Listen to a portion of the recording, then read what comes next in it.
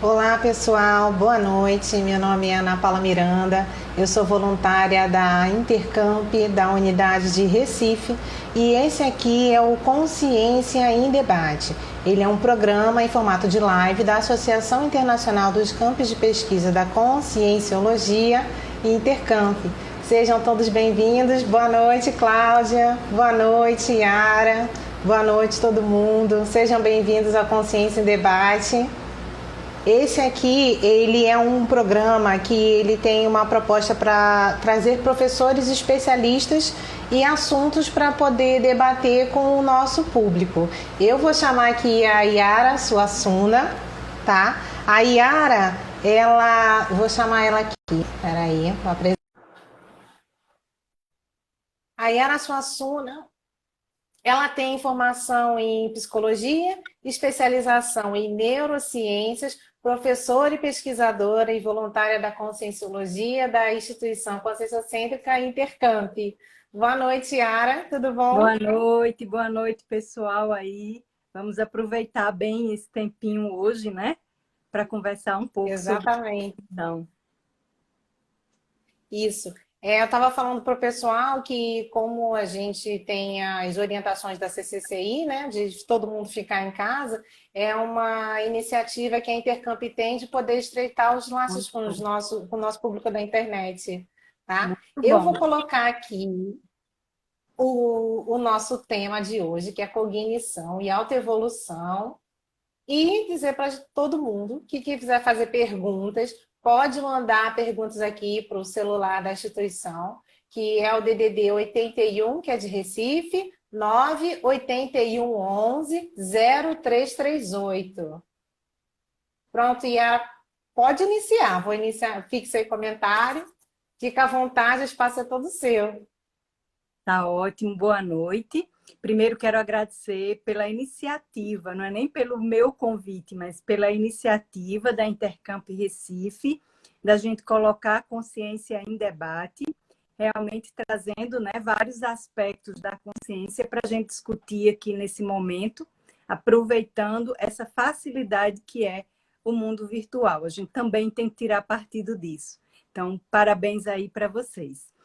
Então, vou colocar aqui um pouco para Obrigada. vocês como é que, então, eu adentrei nesse universo. Então, a pesquisa da cognição ou do processo da autocognição, ela começa com a minha própria autopesquisa, né, dentro dessa abordagem de um paradigma, e, claro, com meu interesse pela área das neurociências. E aí, eu trouxe essa abordagem numa perspectiva mais ampla do que a perspectiva da psicologia, considerando aqui o paradigma consciencial. Então, não sei aí se a turma que está entrando, tem gente que é de primeira vez, tem gente mais novo, mas provavelmente já acompanha nossas coisas, né? E já deve ter essa ideia do paradigma consciencial, que tem uma abordagem que é uma abordagem multiexistencial, uma abordagem da consciência, né, que somos nós. É interessante que a gente faça aqui esse registro desse conceito de quem é a consciência que nós vamos estar falando aqui. A consciência somos nós, é o ego, é o self, é o princípio inteligente, né? É a individualidade nessa perspectiva desse paradigma que vai além dessa realidade humana. Então, nós estamos considerando aqui, nas nossas discussões, que essa consciência que somos nós temos uma realidade multidimensional e nós temos uma possibilidade de manifestação em outros corpos ou veículos de manifestação. Em função disso, nós vamos procurar ampliar esse tema da condição apenas do cérebro físico, do aspecto cognitivo mais de base neural, para uma condição que eu vou usar aqui um neologismo chamado de paracognição, onde a gente vai considerar esse processo cognitivo da consciência, onde ela pode estar também desenvolvendo e acumulando experiências numa realidade através do paracérebro ou corpo mental, ou nós vamos usar isso aqui como sinônimo de mental soma. Então, é nessa perspectiva que nós vamos, né, discutir aqui, vocês fiquem aí já atentos para as perguntas. E qual que é o objetivo desse estudo? Para que isso? Para que a gente possa ter mais autonomia, para que a gente possa ter um melhor desempenho no gerenciamento evolutivo. Então, quanto mais a consciência tem esse aspecto cognitivo, paracognitivo, bem desenvolvido, bem cuidado, ela tem mais ferramentas, ela tem mais condição de gerenciar com maturidade esse processo evolutivo. Então, é basicamente isso que a gente vai falar aqui hoje, falando dessas interações.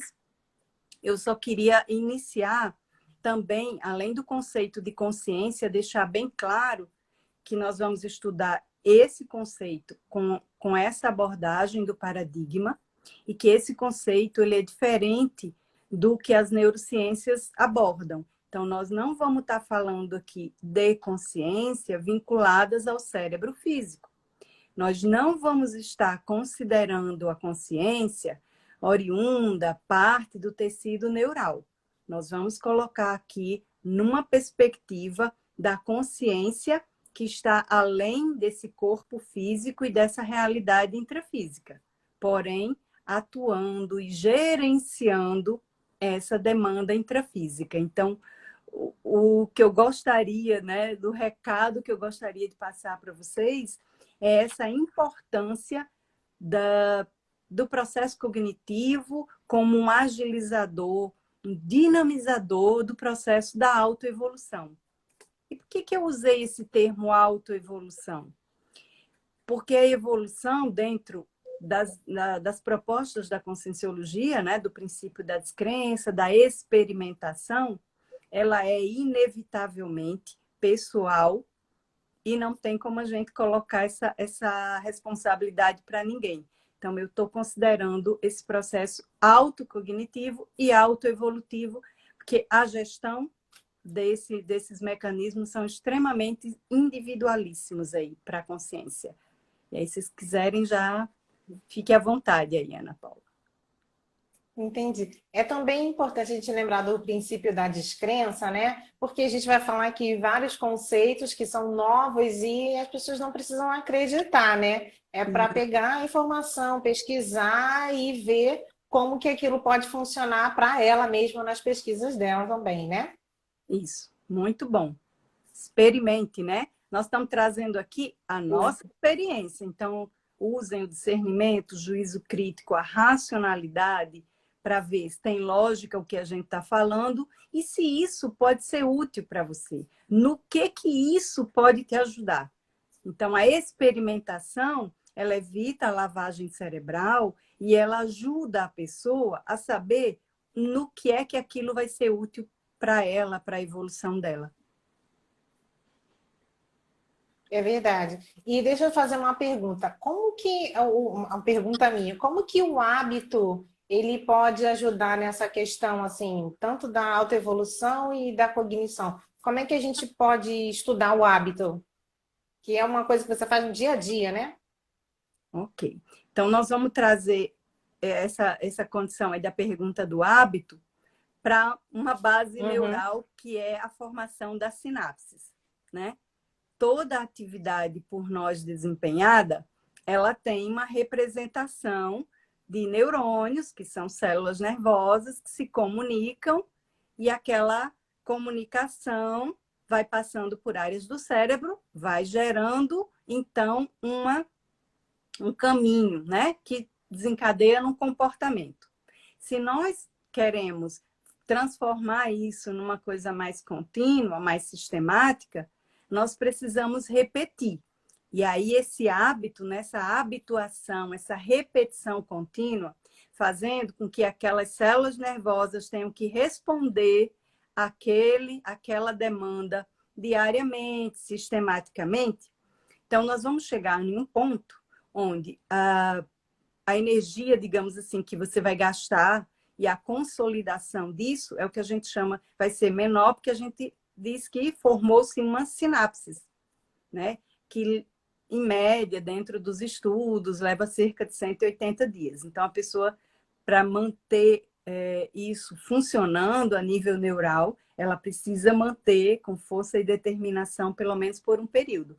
Mas isso é a base de todo o processo. E trazendo para o processo da autopesquisa, da reciclagem, vamos colocar aqui, você trouxe o hábito, mas vamos dizer que a pessoa ela está pretendendo modificar um traço dela. Então, ela identifica que aquele traço não é mais um traço que seja adequado para a sua manifestação. Ela quer fazer a mudança, ou adquirir um traço novo, ou reciclar e renovar aquele outro traço. Ela só vai conseguir também usando esse mesmo princípio, o princípio da repetição, do esforço, de colocar energia, disciplina naquela nova habilidade. Porque esse cérebro, ele é plástico, ele é modelável através das nossas demandas, né? Então, uma pessoa que quer fazer essa mudança, ela pode investir e aí, daí um tempo, aquilo já ganha uma certa autonomia. Ela já vai ter uma certa autonomia com esse novo traço, com essa nova manifestação. Entendi. Talvez mudar um traço seja mais difícil do que mudar um hábito. Não sei, né? Tem E toda uma complexidade, mas depende muito de um fator que é o que a gente considera assim, que é a gasolina de tudo que se chama vontade, né? Claro que na mudança de hábitos simples é menos complexa, envolve menos mecanismos de defesa, mas com vontade a consciência consegue qualquer coisa. E como é que fica a questão da auto-organização ou da organização nesse sentido de cognição e autoevolução? Porque eu penso que a organização ou auto-organização é você mudar alguma coisa, colocar numa ordem diferente para poder, vamos dizer assim, patrocinar uma mudança de hábito, uma mudança de algo na sua vida que seja relevante, e isso pode afetar tanto na questão cognitiva e na questão da autoevolução. Aí eu queria perguntar sobre a questão da autoorganização. A auto-organização é um traço, né? Também uma característica desse processo aí cognitivo extremamente importante para a evolução.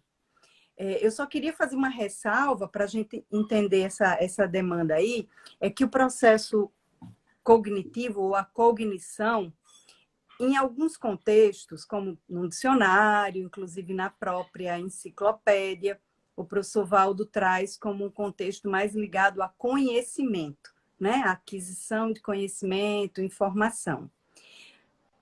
Nós estamos falando aqui de cognição como um sistema complexo, como uma condição que pode ser definida pela capacidade da pessoa tanto adquirir essa informação, essa experiência, armazenar, processar e aplicar.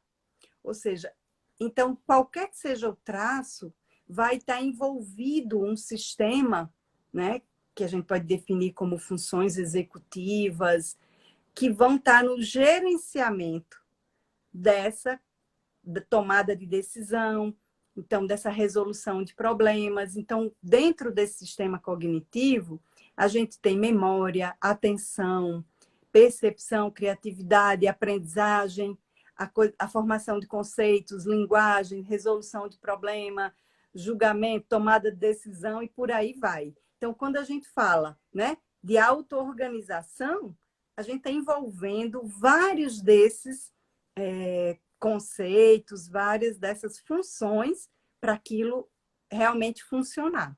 Então, isso é bem complexo. Como que a gente usa tudo ao mesmo tempo, né? E esse cérebro mais novo, chamado aí essa parte mais nova dentro da evolução, chamado de córtex pré-frontal, é uma parte mais sofisticada que nós humanos temos, mais desenvolvida, é que está relacionado com todo esse processo. Então, é uma verdadeira máquina, né, trabalhando para que a gente, às vezes, mude um hábito, para que a gente tome uma decisão, para que escolha qual que decisão que é mais assertiva. Por aí vai. Olha, eu tenho uma pergunta aqui que enviaram para o nosso WhatsApp. Ela botou aqui: boa noite, minha pergunta. Professora Yara, como o desenvolvimento da cognição contribui para a autoevolução? É de Fortaleza. Ok, um abraço aí para a turma de Fortaleza. Como a gente estava colocando aqui no início, então, pegando aí todo esse sistema complexo, cognitivo, e colocando isso em função desse gerenciamento da autoevolução. Né? Dentro da conscienciologia, a gente tem um conceito, uma ideia chamada de inteligência evolutiva, que está relacionado com usar todos os módulos de inteligência, priorizando a evolução, priorizando o amadurecer para evoluir mais rápido. Então, a gente poderia considerar que dentro desses módulos de evolução, todas as funções cognitivas, elas estariam em função da evolução. Por exemplo, que a gente tinha acabado de falar, resolução de problemas. Quanto mais a consciência amadurece, mais ela consegue, né, ou quando ela tem melhor isso da resolução dos problemas, mais ela tem decisões assertivas. Então, essa complexidade da lógica, do raciocínio, eles podem nos ajudar, porque a evolução ou a autoevolução, ela é uma condição onde, por exemplo, nós temos que fazer escolhas a todo tempo. Nós temos que fazer priorizações. Nós temos que ter auto-organização, como a Ana Paula trouxe. Então, são condições que vão exigir de nós um sistema mais sofisticado. Então, investir nesse processo cognitivo, ele vai dar autonomia. A consciência vai ter mais autonomia para gerir, para fazer a gestão da sua autoevolução. Muito bom. Olha, tem mais pergunta aqui. Tem uma pergunta do William Carvalho. Ele pergunta assim, ó: qual a importância do estado vibracional para cognição e autoevolução? Essa pergunta é boa. Boa, muito boa. Então, William, considerando, né, que nós tínhamos colocado que a nossa abordagem é uma abordagem mais ampla do que a abordagem da psicologia, nós estamos considerando outros veículos, nós estamos considerando as bioenergias, o próprio energossoma, que seria um invólucro energético, e vamos considerar também aqui no levantamento das nossas hipóteses de que o cérebro ele trabalha através do processo de energia, de eletricidade, né? A maioria das sinapses, elas são químicas, mas o cérebro trabalha gerando potenciais energéticos, inclusive podendo ser avaliados, né, a nível de Hertz. Então, a gente pode, sim, colocar uma hipótese, isso não é minha, já tem estudos sobre isso, de que a dinamização dessas energias através do estado vibracional, eles podem melhorar muito nosso processo cognitivo, como a nossa saúde, digamos assim, cerebral, saúde mesmo orgânica, eliminar as intoxicações energéticas, muitas vezes a nível, né, dos chakras, frontochakra, coronochakra, que às vezes podem confundir até com uma dificuldade física e aquilo ser um bloqueio energético. Então, é uma técnica fácil, é uma técnica acessível. Quem não conhece aí, que está de primeira vez, põe lá na internet, vocês vão achar. Então, a dinamização do estado vibracional.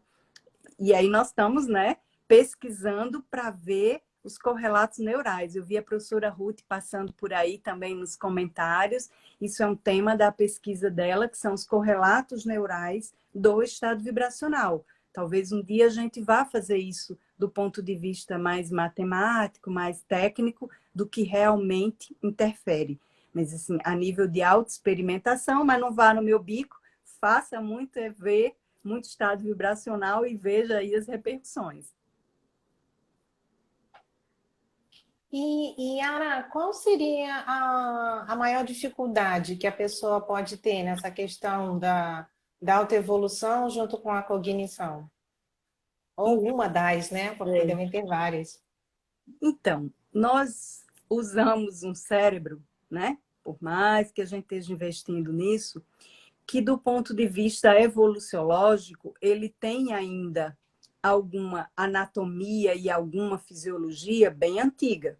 Nós trazemos isso junto com esse córtex pré-frontal mais avançado, nós temos uma parte do cérebro que é um cérebro mais antigo, que tem a ver uma parte mais instintiva, com os nossos instintos, que há vidas e vidas a gente vem trabalhando aquela área, né, as conexões naquele contexto. Depois a gente tem uma outra área que é relacionada com o processo emocional, sistema límbico, sistemas de recompensa, que também há muito tempo a gente desenvolve. Então, a gente tem essas duas barreiras. Uma primeira barreira do instinto, o processo mais instintivo, que a gente precisa aprender a superar, né? Inclusive de subcérebro abdominal, que tem uma quantidade de neurônios depois do cérebro tão grande, né? Maior do que em qualquer outra parte do corpo. Ou seja, a parte instintiva nossa, ela tem uma demanda neural muito grande. E o contexto emocional. Então, nós estamos num contexto evolutivo melhorando essa condição de emoção, né, do processo das emoções, do emocionalismo, para migrar para um processo mais cognitivo. Como é que eu faço isso? Usando. Quanto mais, voltando ao que a gente falou, quanto mais eu experimentar, usar, e na minha tomada de decisão, eu ir priorizando essas condições mais avançadas de racionalidade, discernimento, análise, juízo crítico, mas eu vou enfraquecendo aquelas respostas mais emocionais e instintivas. Então, é usar, é começar a desenvolver essas outras que vão, então, essas condições mais instintivas e mais emocionais, elas acabam ficando com uma resposta mais lenta. Entendi. Nossa, bem interessante, né? E bem profundo também. Pois é, tem muita E tem coisa mais. para falar. Conta mais pra gente alguma das coisas que você descobriu de interessante na sua pesquisa. Eu achei esse negócio do tempo de criação mínimo das sinapses assim bem interessante. É isso. Por isso que a pessoa faz uma dieta de uma semana e acha que vai conseguir, e na outra semana não consegue. Atividade física de um mês e já foi, não é assim, né? Precisa de um tempo.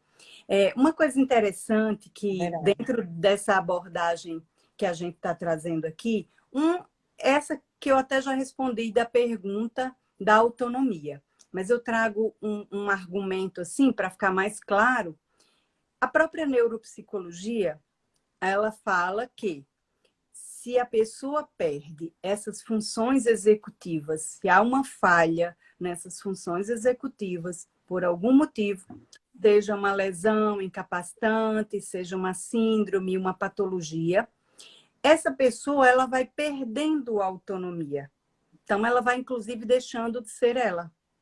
Vamos trazer o exemplo do Alzheimer, que está hoje em dia, né, bem comum, e a pessoa está lá, ela é uma pessoa, às vezes, lúcida, com discernimento, com racionalidade, tem todos a manifestação, boa memória, atenção, foco, até que essa pessoa é acometida por esse tipo de síndrome. E aí, gradativamente, ela vai perdendo essas funções e vai perdendo a própria autonomia. Ela vai perdendo a própria autonomia a princípio de gestão da vida dela, ela vai acabar ficar dependente de alguém para gerir, e chega num certo nível que essa perda ela é mais profunda, mesmo a nível de psicomotricidade. Então, veja, se uma síndrome dessa, ela impossibilita a nossa manifestação, então, se a gente não tem uma cognição mais desenvolvida, a gente também não vai dar recurso para a consciência, né, que não está no cérebro físico, fazer essa execução, para ela poder atuar mais, né, nessa parte mais sofisticada, menos instintiva. Então, dentro desse contexto, eu gosto desse argumento da neuropsicologia, porque ele é bem básico para a gente entender. Claro que alguém aí pode falar, não, professora, mas tem uma pessoa lá, não sei o quê, que não tem parte do cérebro e conseguiu. Outra lá que eu li não tem o corpo caloso, que é uma estrutura importante, mas não apresenta nenhuma dificuldade de função executiva. Gente, isso é exceção. Eu me incluo na média. Então, se a gente não é a exceção, nem sabe o que está por trás disso, a gente vai estudar o processo que é mais comum, né? Que é dessa média aqui. Então, dentro dessas pesquisas que você falou, uma coisa que para mim chama mais atenção, assim, eu quero dar atenção nisso depois em pesquisas futuras, é se há a formação sináptica, né? Se a conexão, se o exercício daquela atividade, daquela experiência vai me gerar uma condição positiva de sinapses. Então, eu considero dois mecanismos. Um é esse no cérebro físico, que é fazer sinapses, acumular e consolidar essas experiências que vão estar vincadas nesse cérebro físico. Porém, a consciência se manifesta aqui, que a gente chama coincidente. Nós estamos manifestando com todos os veículos encaixados aqui na dimensão intrafísica, mas podemos atuar também separados em dimensões separadas. E a consciência atuando na dimensão mental através do paracérebro, na dimensão extrafísica através do paracérebro, ela pode também ter experiências. E ela pode ter, né, outras vivências que vão ficar do mesmo jeito marcadas, acumuladas e consolidadas no paracérebro.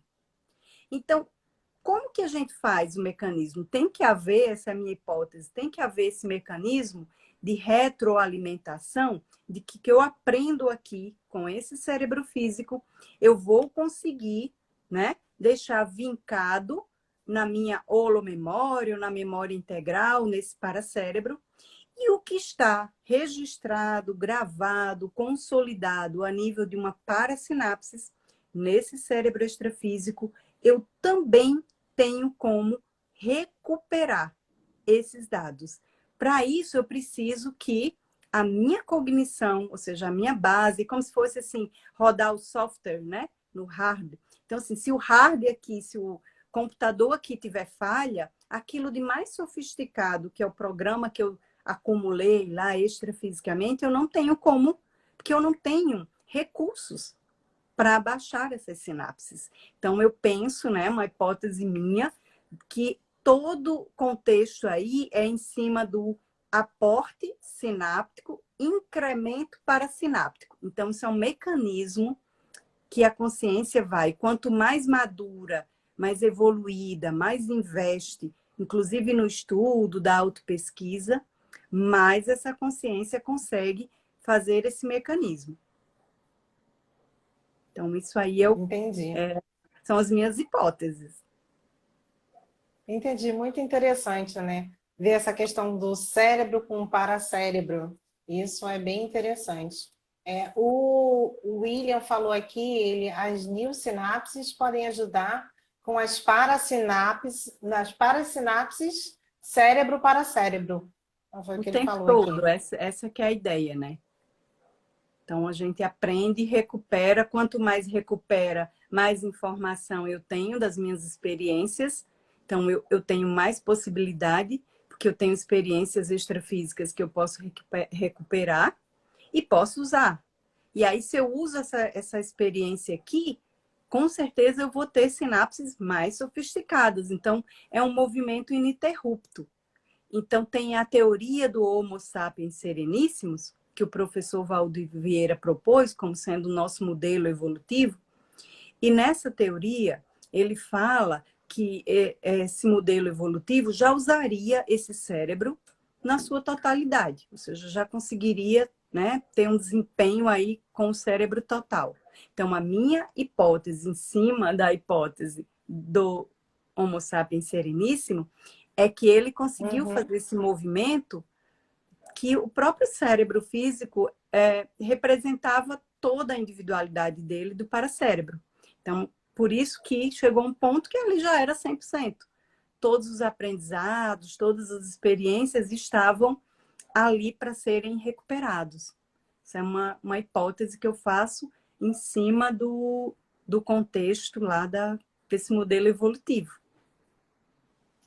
É interessante, né? Você a cada existência vai acumulando conhecimentos, né? E aí dentro da multidimensionalidade isso é uma coisa bem grande e importante a ser estudada, né? Olha, temos aqui uma pergunta da Cláudia. Ela pergunta assim: Conheço então, essa quanto moça. mais trabalhamos. Hã? Eu conheço essa moça, eu acho. Conhece essa moça? Um beijo, Cláudia. Cláudia Suassuna, uma querida, voluntária da Intercamp Natal. Ó, ela pergunta assim, ó: então, quanto mais trabalhamos o cérebro físico, mais maceteamos o paracérebro? E vice-versa, eu ousaria dizer.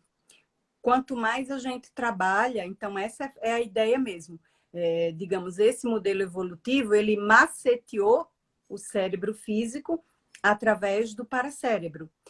E precisa realmente que esse cérebro físico dê condições de também gravar e desenvolver. Porque, veja, vamos pensar aqui no contexto evolutivo.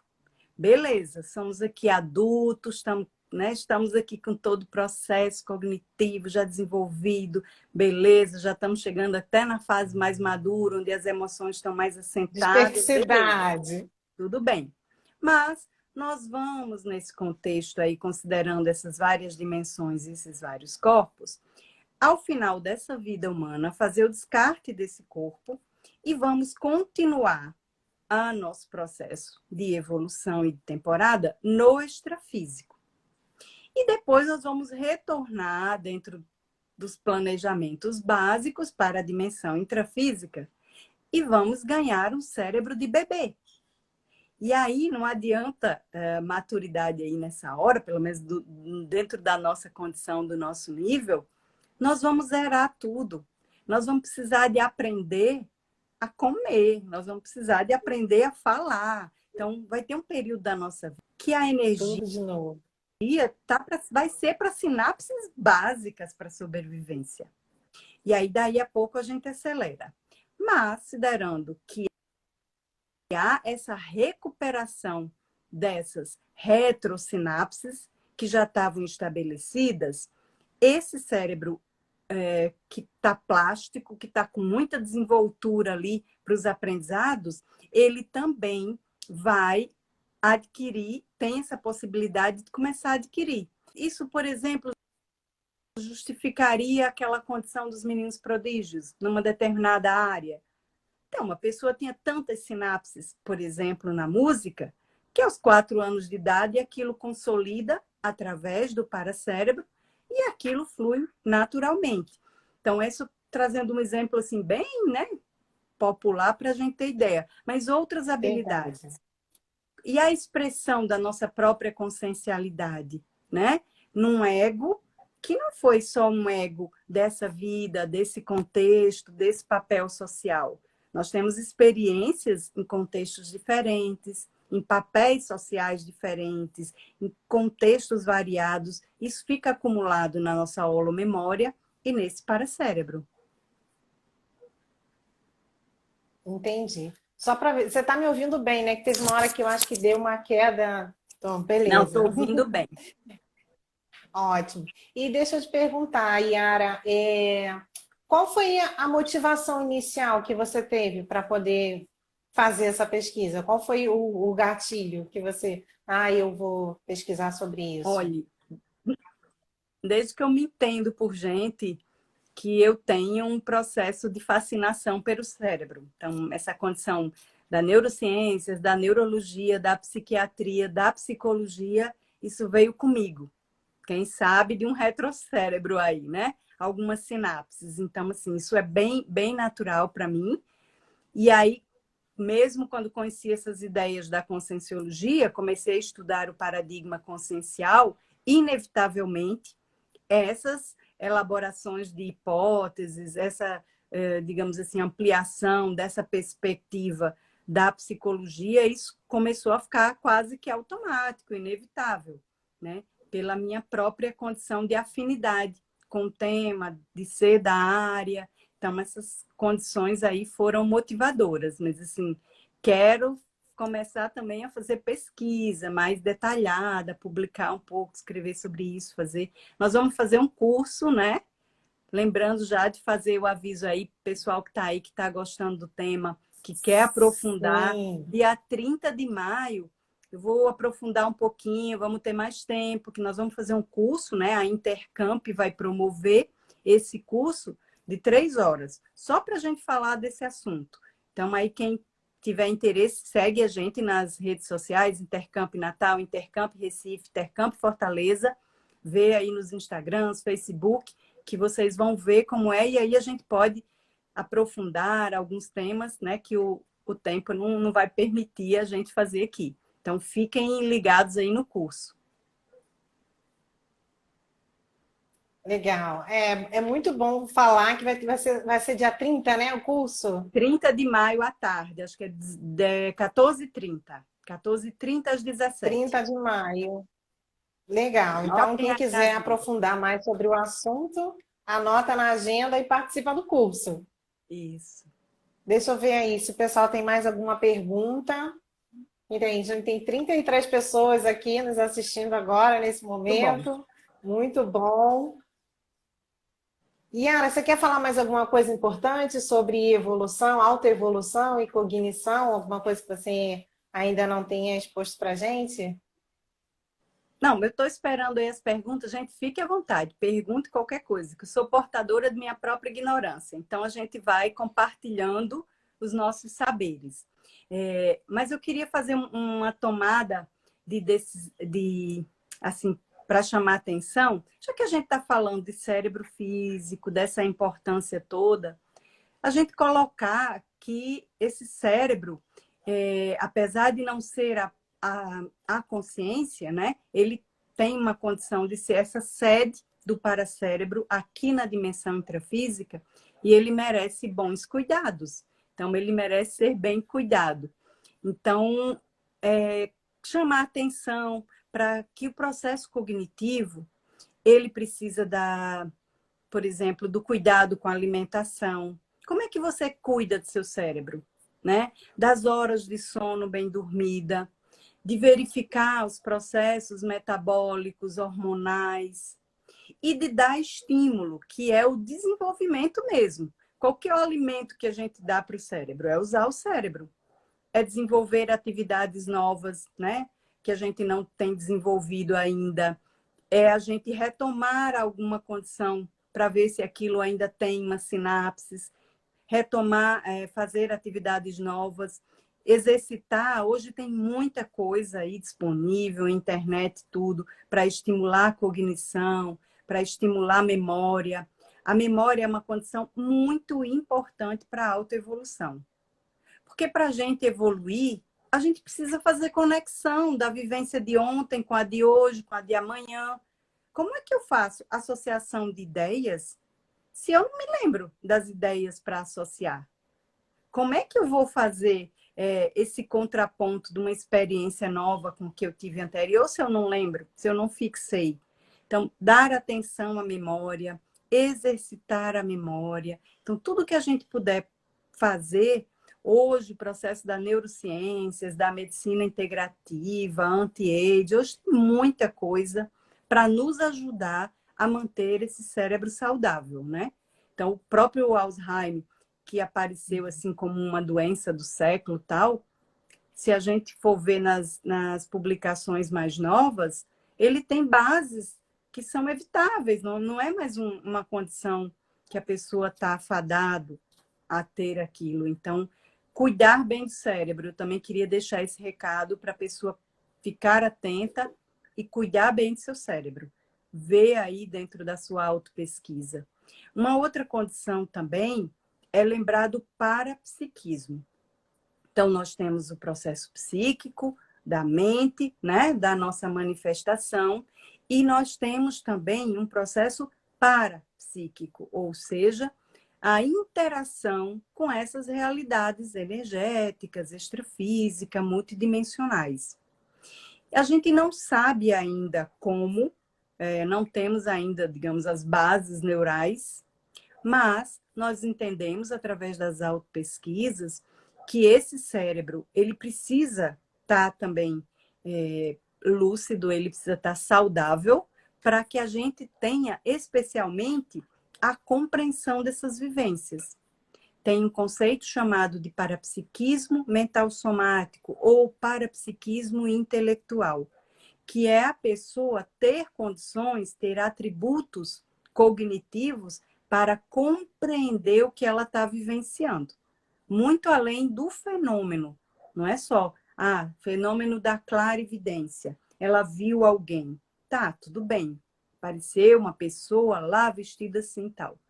Mas aí, para a gente tirar partido disso para a evolução, nós precisamos saber quem era essa consciência, né? O que essa consciência está fazendo? Qual a minha relação com ela? O que eu posso aprender com ela? Qual o conteúdo? Qual a mensagem? Então, o emprego da cognição, desse processo todo aí das funções executivas, todas elas nos ajudam muito também no processo parapsíquico, das parapercepções. Então, às vezes a gente pensa que é só trabalhar a energia e aí a gente já desenvolve. Nós precisamos qualificar esse parapsiquismo com a cognição. Isso é verdade, ó. Falando nisso, tem uma pergunta aqui que é bem por aí, ó. Pergunta assim, o Islane pergunta, poderia fazer um paralelo do parapsiquismo versus a cognição na primeira infância? Então, puxando esse gancho aí, né, Islane? O parapsiquismo na infância, nós vamos considerar, primeiro, aquele cérebro ainda muito plástico, muito modelável, e uma condição de que quando a consciência chega nessa vida humana, ali nos primeiros anos, essa condição de soltura desses veículos, ou a própria soltura, a criança ela tem muita energia, porque ela vem do extrafísico, vem de uma genética novinha, né? Houve um corpo que está ali todo um investimento energético para aquele corpo desenvolver, tanto do ponto de vista biológico como extrafísico. Então, acontece dela ter essa soltura, promovendo uma descoincidência do veículo extrafísico, do próprio chácara só, né? E aí acontece que as crianças ela têm essa facilidade. Isso é uma coisa mais natural em função dessa própria descoincidência. Muitas vezes não se compreende, ou os pais não compreendem, ou a própria criança não consegue entender o que é realidade intrafísica, o que é realidade extrafísica, porque para ela é natural. Mas seguindo essa linha aí, quanto mais informação, aí vem cognição, quanto mais informação a gente der, essa criança ela pode desenvolver e criar as suas sinapses parapsíquicas desde ali, sem nenhum tipo de bloqueio ou poda nesse desenvolvimento. Entendi. Obrigada. Olha, vou ler mais uma pergunta aqui, que é assim, ó. Que senhas podemos deixar para a recuperação das retrosenhas em próxima existência? Olha, isso aí não é o meu tema, retrosenha, né? Mas eu vou colocar a nível do paracérebro, né? Quando a gente desenvolve alguma atividade numa outra vida, num outro contexto, a gente cria sinapses. Então, se eu nessa vida humana, eu tenho algumas afinidades e eu, de novo, mexo nessa área, leio, eu adentro esse universo daquele contexto, então fica mais fácil de eu adquirir ou recuperar aquelas senhas ou aquelas facilidades que estavam relacionados com uma retrovida ou com um retrocérebro. Então, esse contexto da senha é uma condição bem pontual, que tenha consecutivos, né, que trabalha bem isso, mas esse investimento na relação cérebro para cérebro pode nos ajudar numa recuperação de holomemória.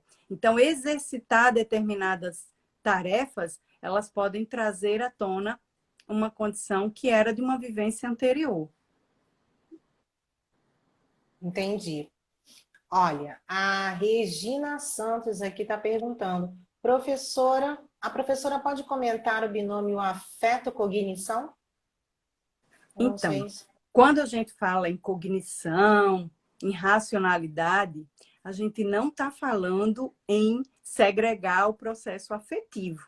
Porque o afeto, o sentimento maduro, ele é extremamente racional, ele é cognitivo, né? E a gente precisa disso. Nós estamos numa dimensão, haja visto agora como a gente percebeu que as relações de afeto, as proximidades, né, afetam. Então, ao meu entendimento, quanto mais a gente investe no processo cognitivo, mais a gente tem a compreensão do afeto. Porque nós vamos ficar menos egocêntricos, nós vamos ter uma visão de conjunto, nós vamos fazer análise da realidade do outro com mais facilidade, e com isso a gente fica numa condição de, digamos assim, de maturidade afetiva. Quando a gente não consegue fazer o uso desses atributos mais sofisticados, esse afeto fica muito relacionado com aquilo que eu falava antes, o sistema límbico, um processo muito mais do emocionalismo, muito mais próximo do instinto. Então, a racionalidade, a cognição, junto aí, ela traz para essa maturidade afetiva. Espero que tenha ajudado. Então tá. Também espero. Deixa eu ver aqui. Eu acho que chegou mais uma pergunta. Isso, ó, de Adaildo. Ele perguntou assim: a hipnose pode contribuir para recuperarmos nossas experiências adquiridas no passado, de modo a contribuir com a autoevolução? Ó, Daildo, a condição ideal é a condição que a consciência faça isso de modo voluntário e lúcido, né? Sem precisar de estar numa supressão de consciência. Tem pessoas que usam, a hipnose tem funcionado muito bem com algumas coisas, mas a condição ideal para essa recuperação é a consciência fazer isso voluntariamente, através do seu livre-arbítrio, da sua vontade, do seu animismo, porque isso é possível. E tem uma condição que é a seguinte, é um outro conceito que eu vou trazer aqui, que é o conceito dos amparadores, que nos ajuda nesse gerenciamento, ou nessa gestão desse planejamento de vida, na execução aqui do nosso projeto de vida. Então, esses amparadores, eles nos ajudam em determinados contextos, quando aqueles contextos eles são importantes para a nossa evolução. Então, aquilo vai naturalmente ser, digamos assim, potencializado. Quando esses contextos não são mais prolíficos, digamos assim, para a evolução, não são benéficos ou não tem uma priorização naquele momento, esses amparadores também não investem. Então, existem muitas consciências que buscam esse processo do conhecimento, das retrovidas, e às vezes não tem estrutura emocional. A informação vem através de uma hipnose ou de algum processo terapêutico desses aí, e às vezes a pessoa não tem maturidade emocional para lidar com isso. Então, o ideal é que ela faça no tempo dela, por ela, e aí, se for para o benefício, se for ajudar na evolução dela, ela vai ter ajuda extrafísica dos amparadores para isso.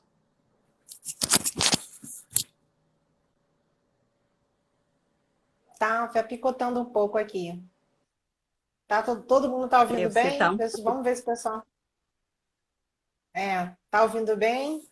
Tá, é porque eu não estava te ouvindo bem, estava um pouco picotado aqui para mim. Eu tô Oi? Vamos ver se tem mais ouvindo bem. perguntas. Tá me ouvindo bem, né? Então vamos ver se tem mais perguntas. Se alguém tem mais perguntas, o Adaildo disse ok.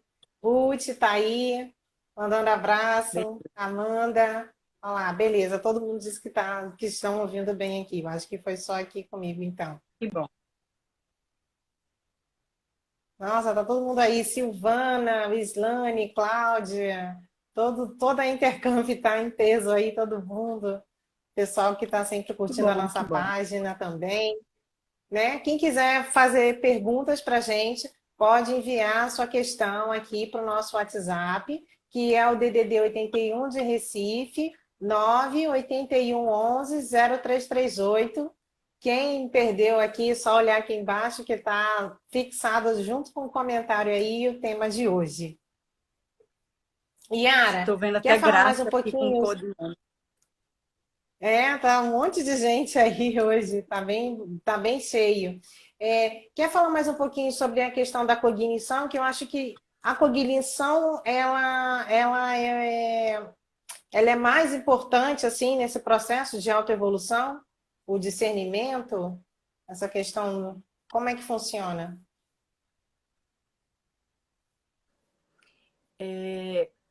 Bom, a gente pode colocar dentro da mental somatologia, do estudo da mental somatologia, a gente estuda, ou seja, estudando esse para-corpo, esse para-cérebro, a gente estuda os atributos conscienciais, né? Ou atributos Uhum, mentais somáticos, que nós poderíamos considerar aqui como sendo esse grande guarda-chuva cognitivo, que a consciência vai desenvolvendo ao longo da evolução.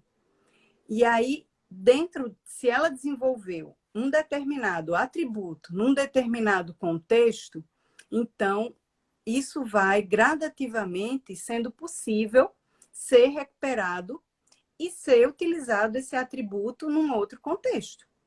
E é possível também que a consciência ela faça, através da autopesquisa, um inventário de quais desses atributos eu preciso desenvolver. Porque, veja, a gente tem algumas condições. Então, a autopesquisa ela é essa base. Ela é a base para a gente saber o que, que eu preciso melhorar e o que eu tenho que eu preciso, então, né, dar vazão para isso, eu preciso usar. Eu preciso ter uma utilidade prática para esses atributos. Então, dentro desse contexto aí, isso aí ajuda demais a entender, primeiro, o que, que você tem, qual que é seu autoinventário. Como é que você está do ponto de vista cognitivo? Da pessoa fazer essa pergunta. E sair listando lá. Eu sou bom nisso, eu não sou bom naquilo, isso aqui. Eu tenho experiência que não tenho, porque veja, a gente tem algumas coisas que não tem mesmo ainda experiência e maturidade. Outras a gente já tem. Então, do ponto de vista da cognição, se falta algum aspecto ali, isso é importante que a gente veja qual que é o aspecto que precisa ser desenvolvido. E também cuidar, nós falamos aqui, vou repetir, do processo emocional. Muitas vezes nós ficamos embotados do ponto de vista da cognição em função dos aspectos emocionais, afetivos. Hoje, uma condição que é bem comum, que é a ansiedade. Então, a pessoa gasta toda a energia dela, faz o cérebro ficar lá gastando energia de tudo que é jeito, com um processo ansiogênico, que vem mais de uma base desse cérebro mais antigo, desse falta de gerenciamento aí, né, cognitivo, que ela precisa aprender. E às vezes ela precisa trabalhar isso, trabalhar essa ansiedade e perceber que isso é um entrave ao processo cognitivo, é um entrave ao desenvolvimento dela, dessas habilidades mais cognitivas. Então, autopesquisa. Se ela não consegue fazer sozinha, vai para uma terapia, pede ajuda. Olha, alguém precisa me ajudar a entender o que está acontecendo comigo. Então, a heteroajuda, ela também é muito positiva, com alguém qualificado para ajudar a pessoa. Porque aí a pessoa vai ter condição de se manifestar de forma mais tranquila, mais afetiva.